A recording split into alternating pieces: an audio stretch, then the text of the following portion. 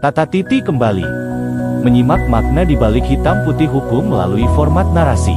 Topik hari ini tentang klaim dan proyek dalam analisis ekonomi hukum. Fokus pada masal rasionalitas dalam analisis ekonomi hukum. Sebelum mulai dengan pembahasan, kita lihat suasana di sebuah ruangan sekelompok mahasiswa berkumpul untuk mempersiapkan laporan akademik mereka. Dinding kampus penuh dengan poster klaim dan proyek dalam analisis ekonomi hukum.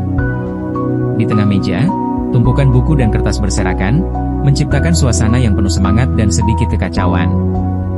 Sekarang tiba saatnya ke masalah rasionalitas dalam analisis ekonomi hukum. Pertama-tama, kita perlu menjelaskan apa yang klaim dalam konteks masalah rasionalitas dalam analisis ekonomi hukum. Klaim ekonomis dan klaim hukum itu berbeda, dan kita harus memisahkannya dengan jelas. Setuju, tapi kita juga harus menunjukkan saling mempengaruhi. Misalnya, dalam proyek pembangunan, keputusan yang diambil bisa berdampak pada klaim hukum yang akan diajukan nanti. Dan disinilah rasionalitas berperan. Kita harus menunjukkan bagaimana rasionalitas dalam analisis ekonomi dapat memengaruhi hasil proyek. Apa yang terjadi jika mereka tidak mempertimbangkan semua faktor?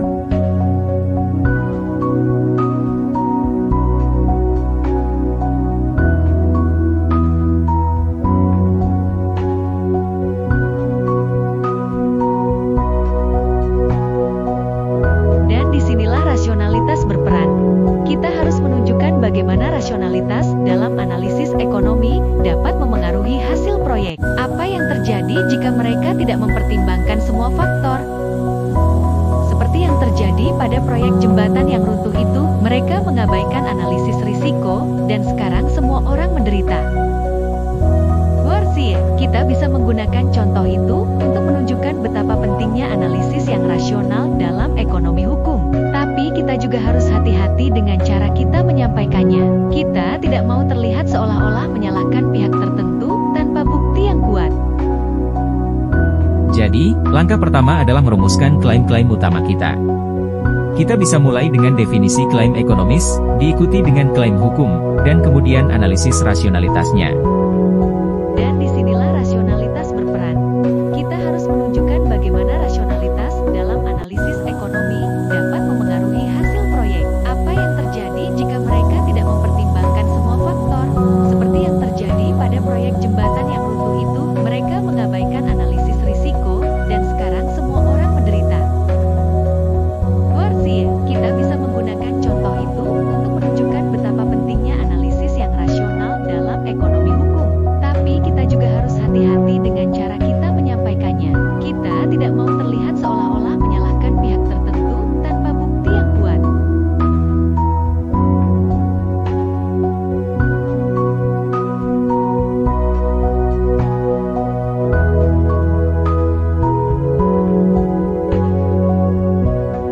Bagaimana kalau kita buat tabel untuk membandingkan kedua klaim itu?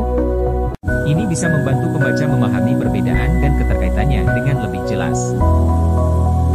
Bagus, dan setelah itu, kita bisa membahas konsekuensi dari mengabaikan analisis rasional, terinspirasi oleh ide Dimas.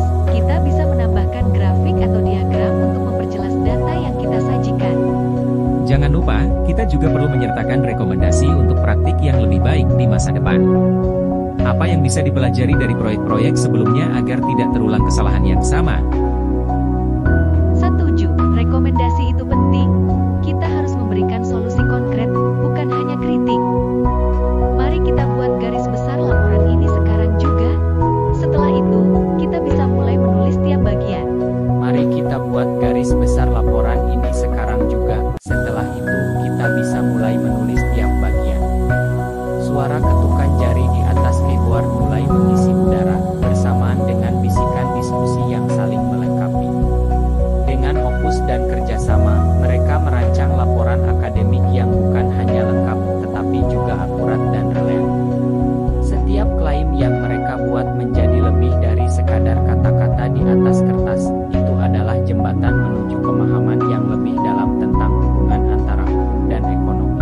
Dengan semangat yang tak terbendung, mereka merasa semakin dekat untuk menyusun laporan yang akan